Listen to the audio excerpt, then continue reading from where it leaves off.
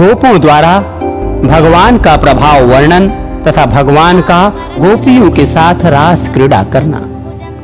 श्री पराशर जी बोले, इंद्र के चले जाने पर लीला विहारी श्री कृष्णचंद्र को बिना प्रयास ही गोवर्धन पर्वत धारण करते देख गोपगण उनसे प्रीति पूर्वक बोले, हे भगवान, हे महाभाग, आपने गिरिराज को धारण कर हमारी और गौओं की इस महान भय से रक्षा की है। हे तात, कहां आपकी ये अनुपम बाल लीला, कहां निंदित गोप जाति और कहां ये दिव्य कर्म? ये सब क्या है, कृपया हमें बतलाइए।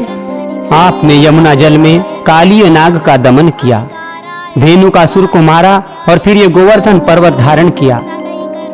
आपके इस अद्भुत कर्मों से हमारे चित्त में बड़ी शंका हो रही है। हे अमित विक्रम, हम भगवान हरि के चरणों की शपथ करके आपसे सच सच कहते हैं कि आपके ऐसे बलवीर्य को देखकर हम आपको मनुष्य नहीं मान सकते। हे केशव, स्त्री और बालकों के सहित सभी ब्रजवासियों की आप पर अत्यंत प्रीति है। आपका ये कर्म तो देवताओं के लिए भी दुष्कर है। हे कृष्ण, आपकी ये बाल्यावस्था, विचित्र बलवीर्य और हम जैसे नीच पुरुषों में जन्म लेना, हे अमे आत्मन, ये सब बातें विचार करने पर हमें शंका में डाल देती है। आप देवता हो, दानव हो, यक्ष हो अथवा गंधर्व हो, इन बातों का विचार करने से हमें क्या प्रयोजन है? हमारे तो आप बंधु ही हैं, अतः आपको नमस्कार है। श्री पराशर जी बोले, गोपगण के ऐसा कहने पर महामती कृष्णचंद्र कुछ देर तक चुप रहे और फिर कुछ प्रणय जन्य कोप पूर्वक इस प्रकार कहने लगे। श्री भगवान ने कहा, हे गोपगण, यदि आप लोगों को मेरे संबंध में किसी प्रकार की लज्जा न हो तो मैं आप लोगों से प्रशंसनीय हूं। इस बात का विचार करने की भी क्या आवश्यकता है? यदि मुझमें आपकी प्रीति है और यदि मैं आपकी प्रशंसा का पात्र हूं तो आप लोग मुझमें बांधो बुद्धि ही करें। मैं न देव हूं, न गंधर्व हूं, न यक्ष हूं, न दानव हूं। मैं तो आपके बांधव रूप से ही उत्पन्न हुआ हूं। आप लोगों को इस विषय में और कुछ विचार न करना चाहिए। श्री पराशर जी बोले, हे महाभाग, श्री हरि के प्रणय को उपयुक्त होकर कहे हुए इन वाक्यों को सुनकर वे समस्त गोपगण चुपचाप वन को चले गए। तब श्री कृष्णचंद्र ने निर्मल आकाश, शरत चंद्र की चंद्रिका और दिशाओं को सुरभित करने वाले विकसित कुमुदिनी तथा वनखंडी को मुखर मधुकरों से मनोहर देखकर गोपियों के साथ रमण करने की इच्छा की। उस समय बलराम जी के बिना ही श्री मुरली मनोहर स्त्रियों को प्रिय लगने वाला अत्यंत मधुर, अस्फुट एवं मृदुल पद ऊंचे और धीमे स्वर से गाने लगे। उनकी उस सुरम्य गीत ध्वनि को सुनकर गोपियां अपने अपने घरों को छोड़कर तत्काल जहां श्री मधुसूदन थे वहां चली आईं। वहां आकर कोई गोपी तो उनके स्वर में स्वर मिलाकर धीरे धीरे गाने लगी और कोई मन ही मन उन्हीं का स्मरण करने लगी। कोई हे कृष्ण ऐसा कहती हुई लज्जावश संकुचित हो गई और कोई प्रेमोन्मादिनी होकर तुरंत उनके पास जा खड़ी हुई। कोई गोपी बाहर आकर गुरुजनों को देखकर अपने घर में ही रहकर आंख मूंदकर तन्मय भाव से श्री गोविंद का ध्यान करने लगी। तथा कोई गोप कुमारी जगत के कारण परब्रह्म स्वरूप श्री कृष्णचंद्र का चिंतन करते करते मूर्छावस्था में प्राणापान के रुक जाने से मुक्त हो गई, क्योंकि भगवत ज्ञान के विमल आह्लाद से उसकी समस्त पुण्य राशि क्षीण हो गई और भगवान की अप्राप्ति के महान दुख से उसके समस्त पाप लीन हो गए थे। गोपियों से घिरे हुए रासारंभ रूप रस के लिए उत्कंठित श्री गोविंद ने उस शरत चंद्र सुशोभिता रात्रि को रास करके सम्मानित किया। उस समय भगवान कृष्ण के अन्यत्र चले जाने पर कृष्ण चेष्टा के अधीन हुई गोपियां युथ बनाकर वृंदावन के अंदर विचरने लगी। कृष्ण में निबद्ध चित्त हुई वे ब्रजांगनाएं परम इस प्रकार वार्तालाप करने लगी। उनमें से एक गोपी कहती थी, मैं ही कृष्ण हूँ, देखो कैसी सुंदर चाल से चलता हूँ, तनिक मेरी गति तो देखो। दूसरी कहती, कृष्ण तो मैं हूँ, आहा मेरा गाना तो सुनो। कोई अन्य गोपी भुजाएं ठोक कर बोल उठती, अरे दुष्ट काली, मैं कृष्ण हूँ, तनिक ठहर तो जा। ऐसा कहकर वो कृष्ण के सारे चरित्रों का लीला पूर्वक अनुकरण करने लगती। कोई और गोपी कहने लगती, अरे गोपगण, मैंने गोवर्धन धारण कर लिया है, तुम वर्षा से मत डरो, निशंक होकर इसके नीचे आकर बैठ जाओ। कोई दूसरी गोपी कृष्ण लीलाओं का अनुकरण करती हुई बोलने लगती, मैंने धेनु का सुर को मार दिया है, अब यहाँ गौ में स्वच्छंद होकर विचरें।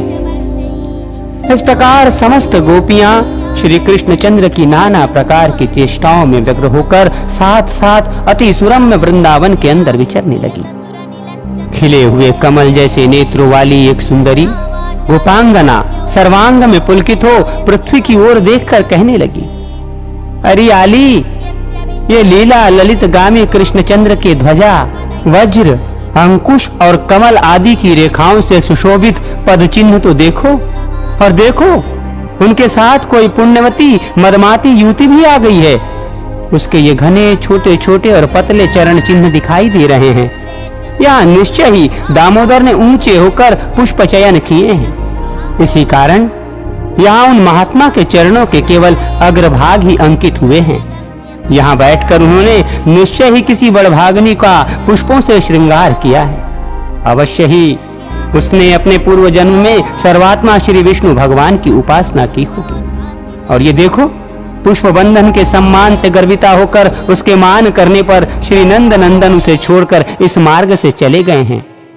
अरे सखियों, देखो यहाँ कोई नितंब भार के कारण मंदगामिनी गोपी कृष्णचंद्र के पीछे पीछे गई है। वो अपने गंतव्य स्थान को तीव्र गति से गई है, इसी से उसके चरण चिन्हों के अग्रभाग कुछ नीचे दिखाई देते हैं। यहाँ वो सखी उनके हाथ में अपना पानी पल्लव देकर चली है, इसी से उसके चरण चिन्ह पराधीन से दिखलाई देते हैं। देखो, यहाँ से उस मंदगामिनी के निराश होकर लौटने के चरण चिन्ह दिख रहे हैं। मालूम होता है उस धूर्त ने उसकी अन्य आंतरिक अभिलाषाओं को पूर्ण किए बिना ही केवल कर स्पर्श करके उसका अपमान किया है। यहाँ कृष्ण ने अवश्य उस गोपी से कहा है, तू यहीं बैठ, मैं शीघ्र ही जाता हूँ। इस वन में रहने वाले राक्षसों को मारकर पुनः तेरे पास लौट आऊंगा।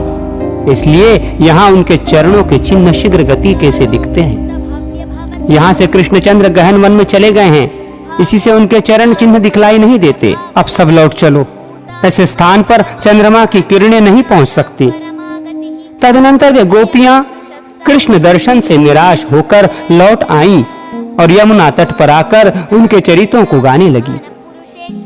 तब गोपियों ने प्रसन्न मुखारविंद त्रिभुवन रक्षक लीला विहारी श्री कृष्णचंद्र को वहां आते देखा। उस समय कोई गोपी तो श्री गोविंद को आते देखकर अति हर्षित हो केवल कृष्ण कृष्ण कृष्ण इतना ही कहती रह गई और कुछ न बोल सकी। कोई प्रणय कोपवश अपनी भ्रुभंगी से ललाट सिकोड़कर श्री हरि को देखते हुए अपने नेत्र रूप भ्रमरों द्वारा उसके मुख कमल का मकरंद पान करने लगी। कोई गोपी गोविंद को देख नेत्र मुनकर उन्हीं के रूप का ध्यान करती हुई योगारूढ़ सी भाषित होने लगी। तब श्री माधव किसी से प्रिय भाषण करके, किसी की ओर भ्रुभंगी से देखकर और किसी का हाथ पकड़कर उन्हें मनाने लगे। फिर उदार चरित श्री हरि ने उन प्रसन्न चित्त गोपियों के साथ रास मंडल बनाकर आदर पूर्वक रमण किया। किंतु उस समय कोई भी गोपी कृष्णचंद्र की सन्निधि को न छोड़ना चाहती थी, इसलिए एक ही स्थान पर स्थिर रहने के कारण रासोचित मंडल न बन सका। तब उन गोपियों में से एक एक का हाथ पकड़कर श्री हरि ने रास मंडल की रचना की। उस समय उनके कर स्पर्श से प्रत्येक गोपी की आंखें आनंद से मूंद जाती थी। तदनंतर रास क्रीड़ा आरंभ हुई। उसमें गोपियों के चंचल कंकणों की झनकार होने लगी और फिर क्रमशः शरद्वर्णन संबंधी गीत होने लगे। उस समय कृष्णचंद्र चंद्रमा, चंद्रिका और कुमुदवन संबंधी गान करने लगे, किंतु गोपियों ने तो बारंबार केवल कृष्ण नाम का ही गान किया। फिर एक गोपी ने नृत्य करते करते थककर चंचल कंकण की झनकार से युक्त अपनी बाहुलता श्री मधुसूदन के गले में डाल दी। किसी निपुण गोपी ने भगवान के गान की प्रशंसा करने के बहाने भुजा फैलाकर श्री मधुसूदन को आलिंगन करके चूम लिया। श्री हरि की भुजाएं गोपियों के कपोलों का चुंबन पाकर उन कपोलों में पुलकावली रूप धान्य की उत्पत्ति के लिए स्वेद रूप जल के मेघ बन गईं।